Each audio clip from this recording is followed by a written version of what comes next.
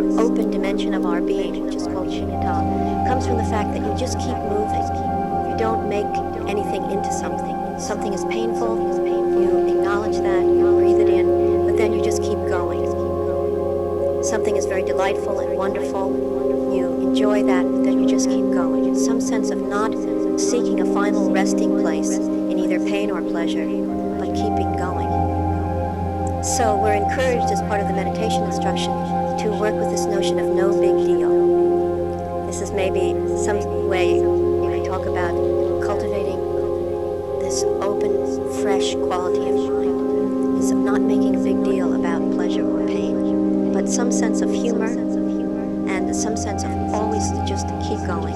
Another way it's described is when you have some kind of very sharp experience of pain or pleasure, that's what has occurred, and then you disown it, which is basically any language you can use to come up with about how you let the sand run through your fingers, you let the wind blow through your whole being. There's some sense of not trying to grasp things, because it's said that when the mind finds nowhere to rest, then shunyata is experienced, which is to say, instead of always trying to hold on to something, you let yourself be really open to what is occurring.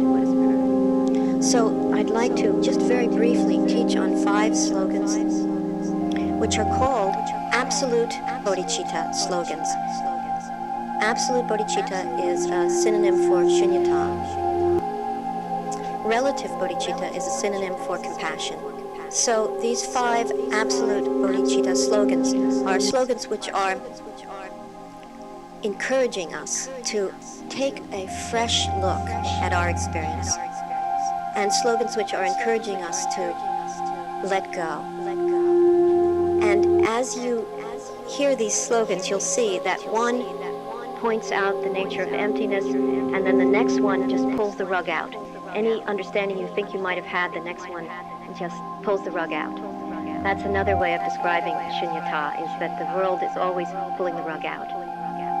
Or another way of describing it is that if you live in a certain way, you'll find that your life is always stopping your mind. So the first of the 5 absolute slogans is, regard all Dharma as dreams. Or perhaps a more easy way to understand that is, regard everything, your whole life, as a dream. I've also heard this expressed as, all situations are passing memory. A few moments ago I walked into this room, and now that's just a memory. The beginning of this sentence is already finished. It's always just the memory of what has occurred. The present is very fleeting, moves very fast, hard to find it. All situations are passing memory. So this slogan is encouraging us, even inspiring us, to contemplate the nature of reality as perhaps much less solid, much less threatening and seductive than we usually experience. And the analogy is like a dream, which is to say, the experience of being asleep and the experience of being awake, are they actually so different? Or in fact, are they the same thing? In the Tibetan Buddhist teachings, there are some very evocative teachings on what's called Bardo. And the Bardo is taught as the period between your death and your rebirth. And it's like an in-between time. And it says that in the Bardo, everything that appears is just like in the waking state, but you should know that it's all a projection of your mind.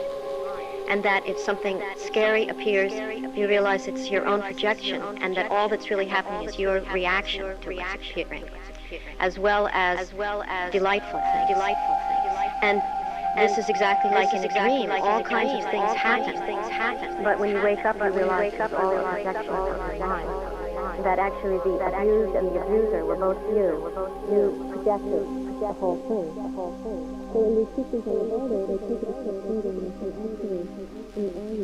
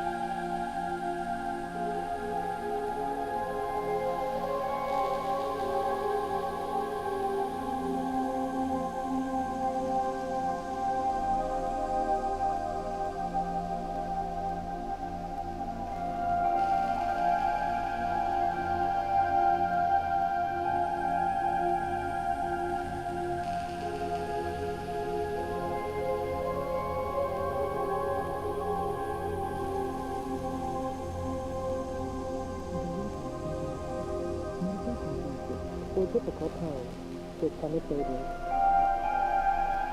Traditionally, when there are teachings on the Bodhichitta, it's said that it has three qualities, which are called traditionally compassion, prajna, and shunyata.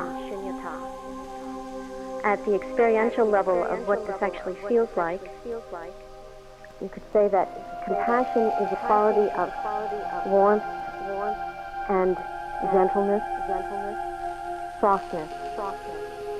And as we work with any meditation practice, but particularly with the Tonglen, it brings out, it ripens this quality of gentleness and warmth, and it's also a meditation instruction that one should do the practice with a lot of gentleness, a lot of softness. It's cultivated by actually putting it into practice that way, practicing with a lot of gentleness. Prajna refers to intelligence. Specifically, it's intelligence which is not scheming to keep you in that room. It's the kind of intelligence that begins to happen when you begin to open the door, open the windows, and step out. Some sort of fresh look. Seeing things with fresh eyes, seeing things really accurately because you're not trying to manipulate everything so it will come out on your terms. So prajna refers to intelligence. And in terms of meditation instruction, we're asked to do the practice with a lot of honesty. The quality of prajna begins to be ripened by being so honest and being willing to look really clearly, a real clear, direct look at our experience. And the third quality, shunyata, is frequently translated as emptiness, which is somewhat a misleading term because shunyata really is more pointing toward a mind which doesn't grasp onto things, a mind which just stays open, a mind which is unbiased, a mind which has a neutral quality, which is to say it isn't for or against, unbiased, fresh look. Synonyms for shunyata at the level of experience is also words like letting go. And as we do the practice, we're encouraged that whatever occurs, whether painful or pleasant, we relate with that with an open mind and an open heart, and then the cultivation of this more open dimension of our being, which is called shunyata, comes from the fact that you just keep moving. You don't make anything into something. Something is painful, you acknowledge that, you breathe it in, but then you just keep going. Something is very delightful and wonderful, you enjoy that, but then you just keep going. It's some sense of not seeking a final resting place in either pain or pleasure, but keeping going. So we're encouraged as part of the meditation instruction to work with this notion of no big deal. This is maybe some way we could talk about cultivating this open, fresh quality of mind, is not making a big deal about pleasure or pain, but some sense of humor and some sense of always just keep going. Another way it's described is when you have some kind of very sharp experience of pain or pleasure, that's what has occurred, and then you disown it, which is basically any language you can use to come up with about how you let the sand run through your fingers, you let the wind flow through your whole being. There's some sense of not trying to grasp it, because it's said that when the mind finds nowhere to rest, then shunyata is experienced, which is to say, instead of always trying to hold on to something, you let yourself be really open to what is occurring. So I'd like to just very briefly teach on 5 slogans, which are called Absolute Bodhichitta slogans. Absolute Bodhichitta is a synonym for shunyata. Relative Bodhichitta is a synonym for compassion. So these 5 absolute bodhicitta slogans are slogans which are encouraging us to take a fresh look at our experience, and slogans which are encouraging us to let go. And as you hear these slogans, you'll see that one points out the nature of emptiness, and then the next one just pulls the rug out. Any understanding you think you might have had, the next one just pulls the rug out. That's another way of describing shunyata, is that the world is always pulling the rug out. Or another way of describing it is that if you live in a certain way, you'll find that your life is always stopping your mind. So the first of the 5 absolute slogans is, regard all Dharma as dreams. Or perhaps a more easy way to understand that is, regard everything, your whole life, as a dream. I've also heard this expressed as, all situations are passing memory. A few moments ago I walked into this room, and now that's just a memory. The beginning of this sentence is already finished. It's always just the memory of what has occurred. The present is very fleeting, moves very fast, hard to find it. All situations are passing memory. So this slogan is encouraging us, even inspiring us, to contemplate the nature of reality as perhaps much less solid, much less threatening and seductive than we usually experience. And the analogy is like a dream, which is to say, the experience of being asleep and the experience of being awake, are they actually so different? Or in fact, are they the same thing? In the Tibetan Buddhist teachings, there are some very evocative teachings on what's called Bardo. And the Bardo is taught as the period between your death and your rebirth. And it's like an in-between time. And it says that in the Bardo, everything that appears is just like in the waking state, but you should know that it's all a projection of your mind. And that if something scary appears, you realize it's your own projection, and that all that's really happening is your reaction to what it's giving, as well as delightful things. And this is exactly like in a dream. All kinds of things happen, but when you wake up, you realize it was all a projection of your mind. That actually the abused and the abuser were both you. You projected the whole thing. So in these teachings on the Bardo, they take it a step further and they say, actually, we're always in that in-between state. The period between our birth and our death is also a Bardo. That we could regard everything in our life as having this quality of like a dream. We could regard everything in our life as like a projection. That somehow what's out there and what's here, a sense of us and them, we could begin to contemplate that maybe it's not quite the way we perceive it. Maybe we perceive it in a very primitive way. So this isn't to say that you're supposed to believe this. This is not like a doctrine, a belief system. It's more just pointing out something to see if it perhaps haunts you a little bit and causes you to just wonder and have a little bit of awe about what we usually take as so solid and definite and certain.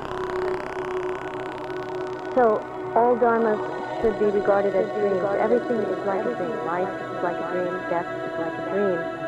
It's basically just pointing to that fact that you might ask yourself at any moment during your day, is this a dream or is this real?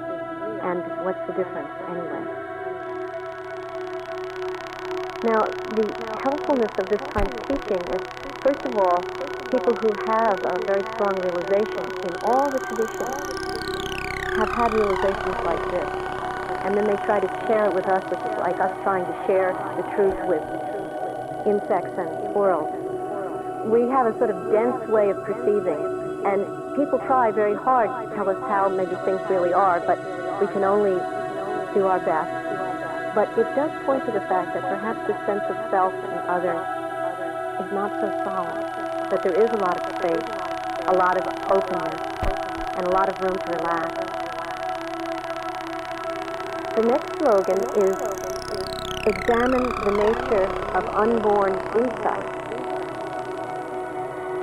which is simply saying, well, perhaps you may have some experience in your life of your life having a dreamlike quality, particularly when you're hiking in the high mountains or places where the light has that sort of blue quality to it. Sometimes it feels very dreamlike. Also airports are like that. Sometimes you wonder, things get so sort of funny, you're not sure if you're awake or asleep. That happens to everyone.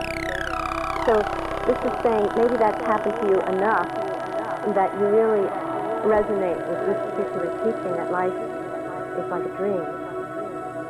But perhaps you think that you're pretty solid. The dreamer is very solid, and that's something to hold on to. And this idea of life being like a dream becomes a belief system. And so it's pulling the rug out and it's saying, well, who's having this dream anyway? And it's the famous exploration where you ask, who am I? Who's sitting on this cushion? Who's writing their notes? Who's listening? Who's hurting? Who's bored? Who's sleeping? Who am I? Is kind of a traditional kind of questioning, kind of traditional contemplation that you can ask. So this slogan is getting at the fact that you could contemplate that even this awareness is somehow unborn. Even this awareness, this insight into the nature of reality, even that is not something that you can hold on to and make into something. My favorite way of describing all of this kind of thinking is to teach us on the absolute truth, absolute belief. If someone once said in a lecture I heard, you should just regard everything as a verb. That we think of everything as a noun, but just think of everything as a verb. That it's not so solid and clunky, it's moving, it's changing, it's always in movement, in process, growing, changing, constant. Another way I heard it described is that usually our logic and our way of doing things is like a rock logic, and this is more like water. But then lest we should make this sense of no self into a belief system, the next one is self-liberate even the antidote. And the antidote is the notion of emptiness, or the experience of emptiness, which is to say that if you realize the dreamlike nature of things, or you have some sense of a mind which does not grasp, but is just open and flows with what's happening, that's quite an antidote to the pain and caught-up quality that we usually have. But this is saying you have to let even that go, even if you might have a belief in emptiness or anything like that.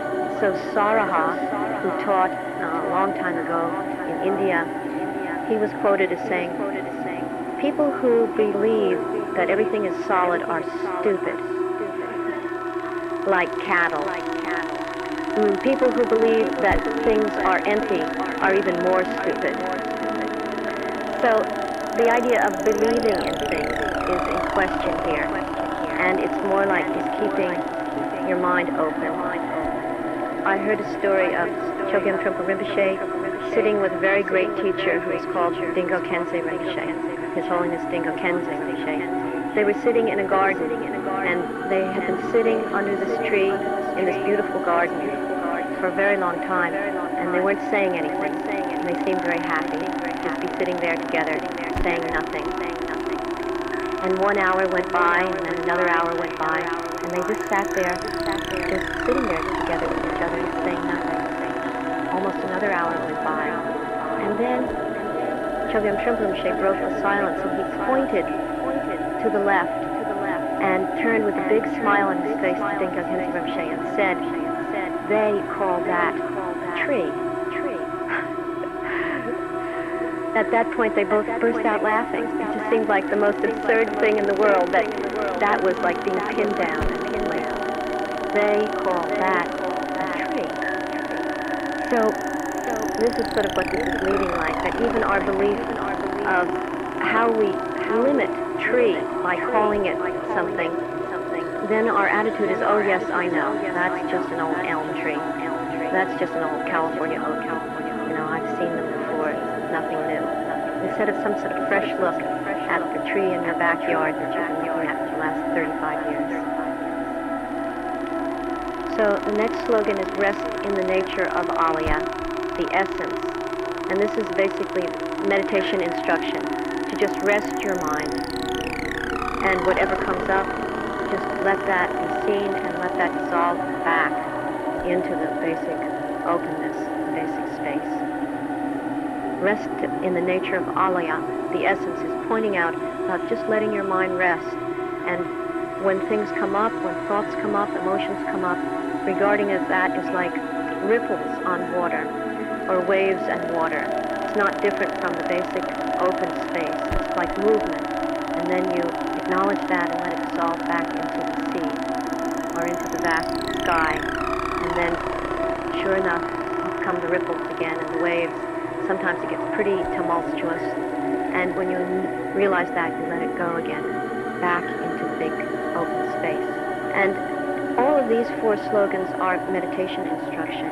It's practice about getting in touch with this underlying openness, underlining space which is available to all of us in any moment in our whole lives, no matter how caught up we are, no matter how difficult things might be.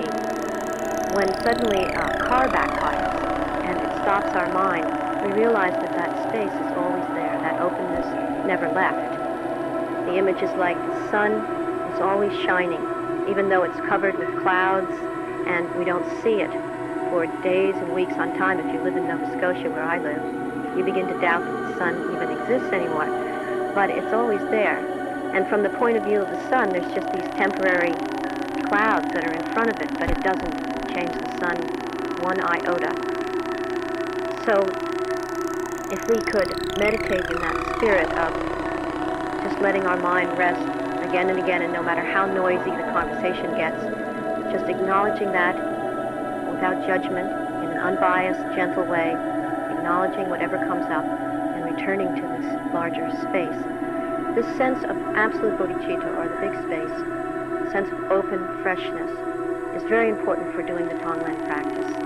It's what makes it possible to relate so directly with pain. The fact that there can be extremely pointed, vivid experience, but there's still a lot of space surrounding all of that. There's always a lot of room to accommodate whatever might arise. And not only that, the question of how solid the whole thing is a sort of contemplation that begins to arise more and more as you do the Tonglen. It feels very solid, it's very pointed, it can make you cry, make you laugh, but nevertheless, is it just actually our habits and our patterns that make it seem like a prison, make it seem so claustrophobic and small? Can we actually drop it at any moment and realize that it's like clouds in a boundless sky? The last of the absolute slogans is about post-meditation, which is to say our entire life when we're not sitting in meditation, which tends to be quite a lot of the time. So the last slogan is, in the post-meditation experience, one should remain as a child of illusion. And this image, a child of illusion, is actually a very pretty one.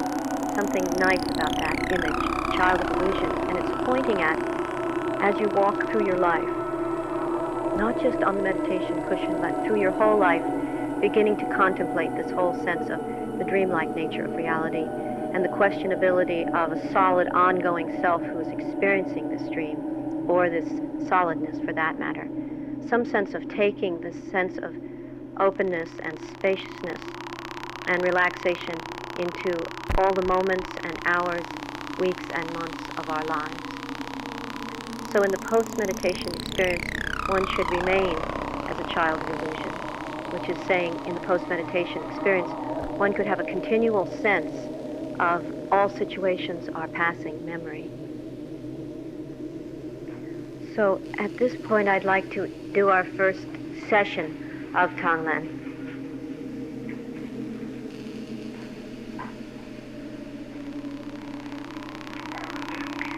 This is a formal meditation practice and also a practice that can be done at any time in your life, on the spot.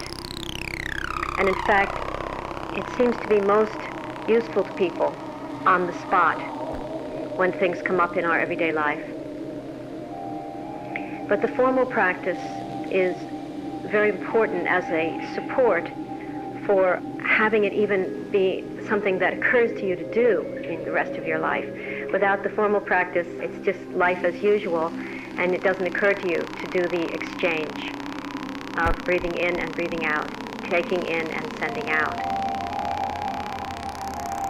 But as a formal practice, a formal meditation practice, usually it's recommended that there's a period of just basic sitting that precedes it, and then also when you're finished with Tonglen session, you just sit again. So there's some sense of absolute practice of connecting with the openness and freshness, unbiased quality of mind before doing the Tonglen.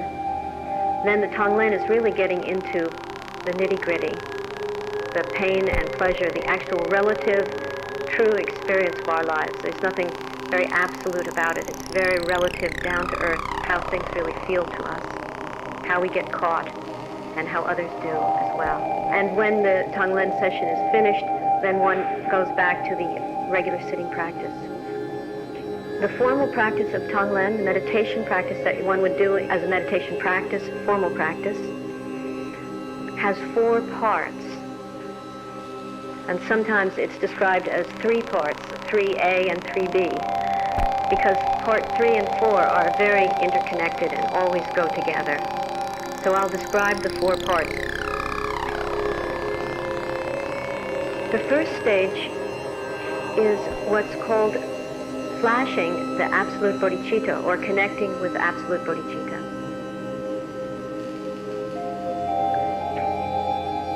What this means is, just for a moment, to begin the practice, you rest your mind. Rest with the stillness of mind, with the spaciousness of mind, some sense of a gap, or an open space, or stillness, or freshness right there at the beginning. Then, the second stage is one works with a visualization, breathing in dark, heavy, and hot, breathing out white, light, and cool. And this is synchronized on your breath.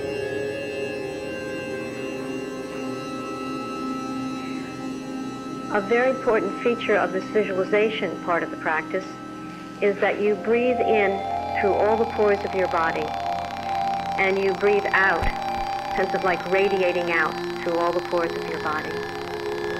So right away it introduces the notion that it's large, it's spacious, it's big, it's not just tiny, teensy-weensy little breath, breathing in and breathing out.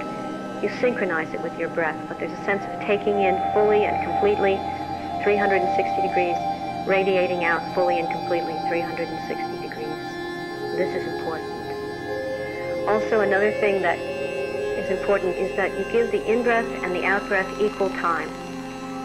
Usually in the basic sitting practice, it's recommended that you do not manipulate your breath, that it's just your ordinary breathing. But with the Tonglen, you can extend the in-breath and the out-breath if you feel that that's helpful.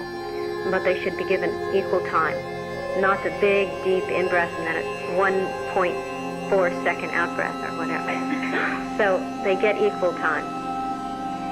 And then we move on to step 3 and 4, and this is actually the main part of the practice. The third stage is something very real and very personal to you. That can be your own personal experience of being caught up, your own experience of pain or things that are unwanted in your life, or it can be your own personal experience of somebody else's suffering that you wish to alleviate. But the main thing about the third stage is that it's very real. It's not theoretical. Sometimes people use meditation to distance themselves. Sometimes people use meditation to abstract reality, to abstract the relative.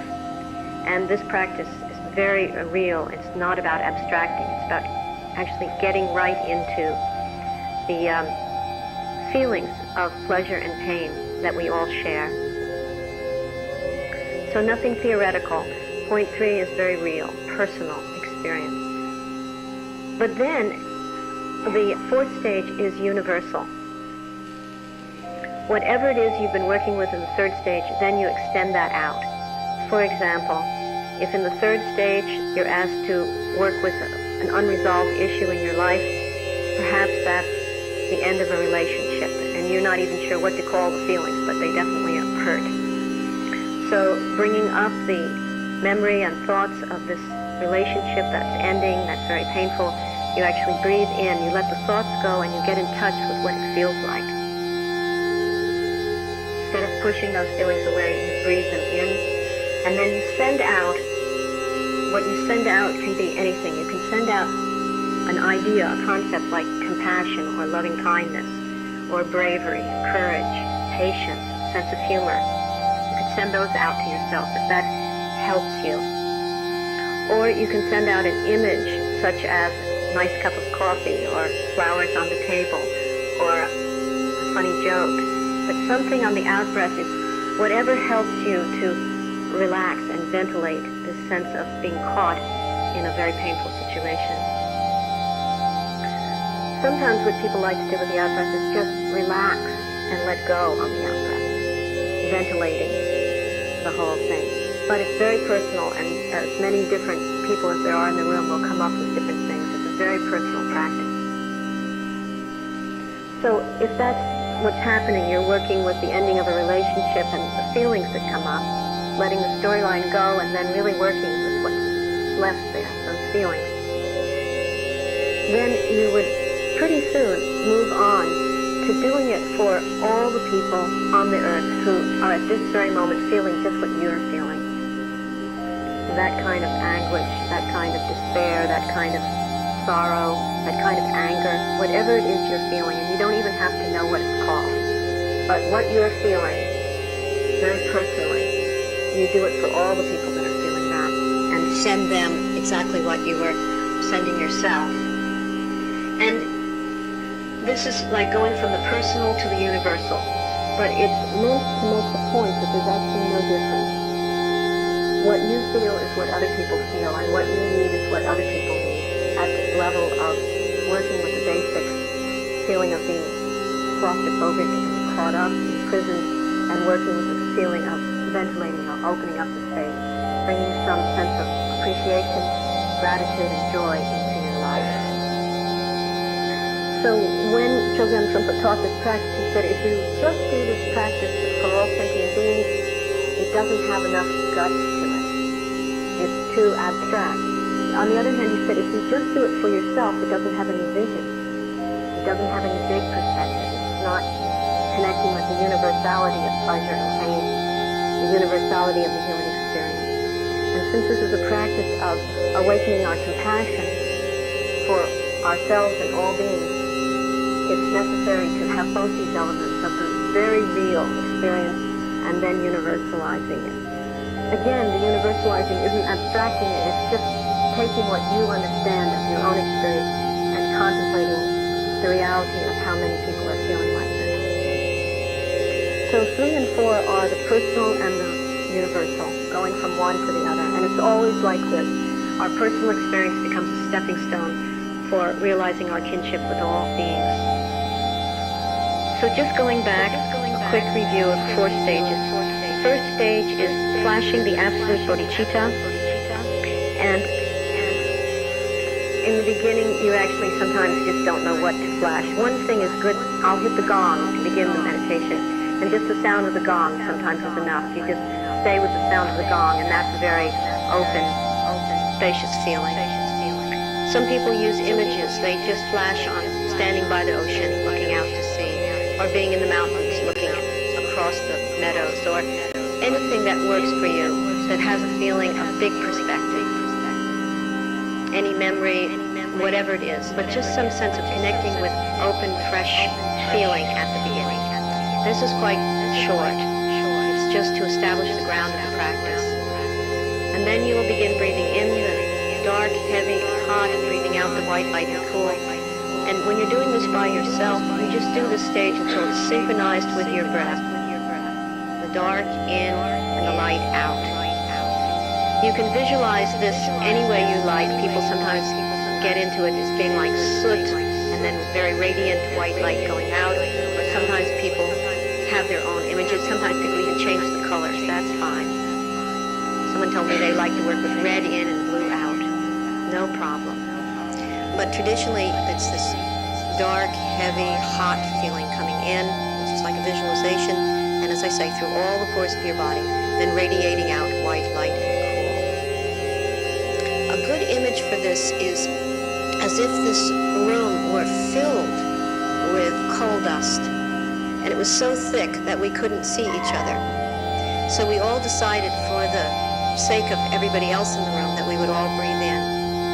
And when we breathed in, we were taking in this coal dust. And then we would all breathe out, and when we breathed out, we would send out fresh air, fresh, unpolluted, clean air. Then we'd breathe in again, breathing in the coal dust, and then sending out the fresh air. And so whether we were breathing in or breathing out, we were air conditioning the room. And then rather than any of us getting sick from doing this, basically we'd all start breathing clean air. It would just be that the room would become fresh and clean, and there would no longer be any coal dust in here. And so this is the idea of the practice, is that it's not like you catch anything. It's basically transforming negative or things that we don't want, just transforming it into the material for opening our heart, for opening wider. So, breathing in and out with the visualization, and then we'll move on, and I'll ask you just to think of the most unresolved issue in your life. And if you don't have one, just think of the last thing that irritated you. It can be a very small thing, but something that really irritated you.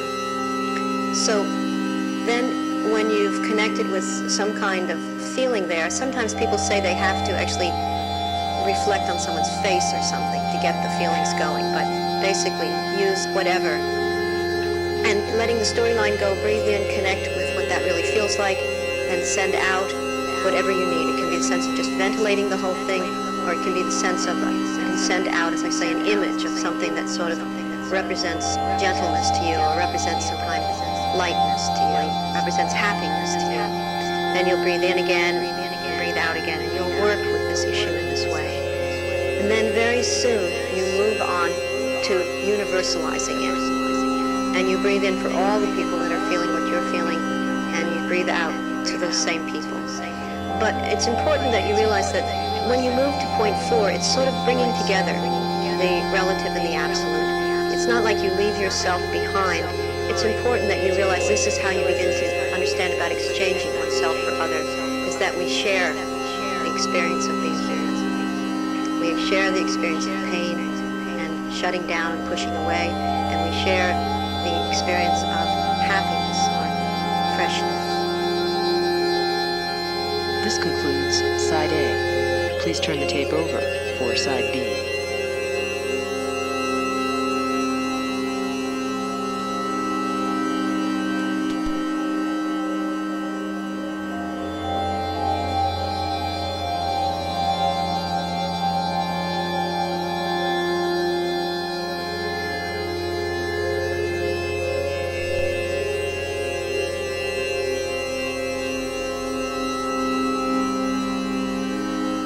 So we're going to do the practices at this point, and I'll leave a little time for questions. We're going to sit for a very, very short time, and then I'll hit the gong twice, and at that point we'll begin the Tonglen, and I will guide this one, tell you when to move on to the next stage. So you'll know when to move from stage 1 to stage 2, from 2 to 3, and 3 to 4. So first, just begin sitting.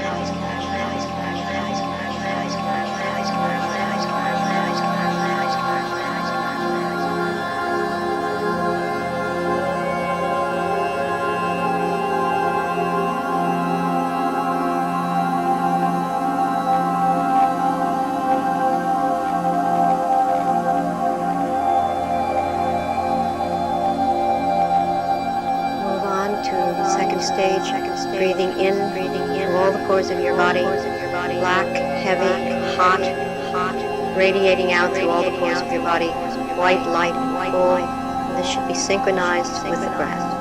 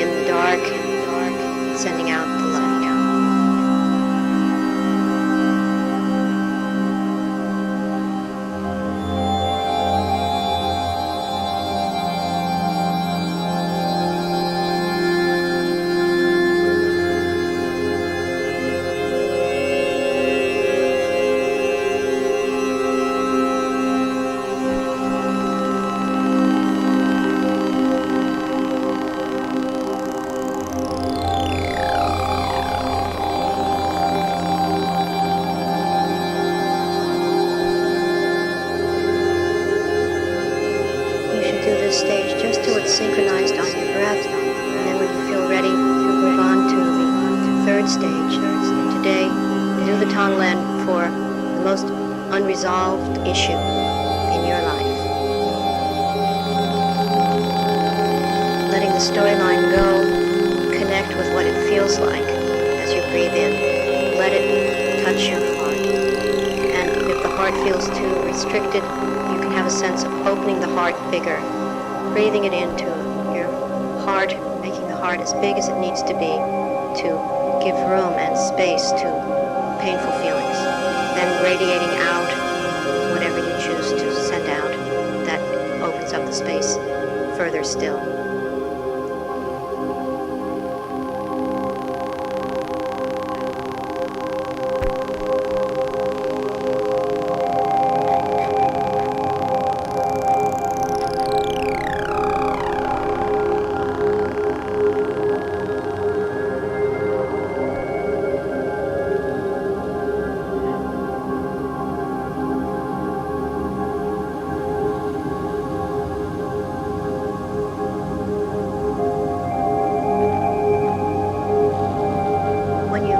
Something that you want to do, practice for a feeling that you want to work with it until it feels like you've really connected with it, and then quickly move on to the fourth stage of universalizing it, doing for all the people that are feeling like you do at this very moment of time, breathing in and out for all of us. And then you can go back and forth between the relative and the absolute, the personal and the universal. And if different subject matter comes up, that's fine. You can keep changing it. Let happen what happens.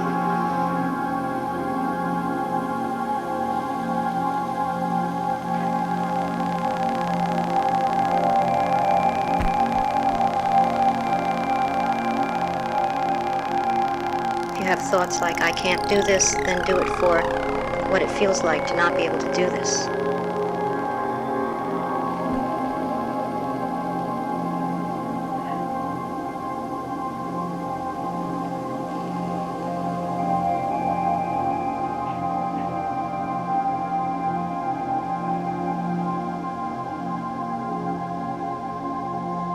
If your attention wanders, come back to any point in the technique. You can start right from the beginning or just where you were when your mind wandered.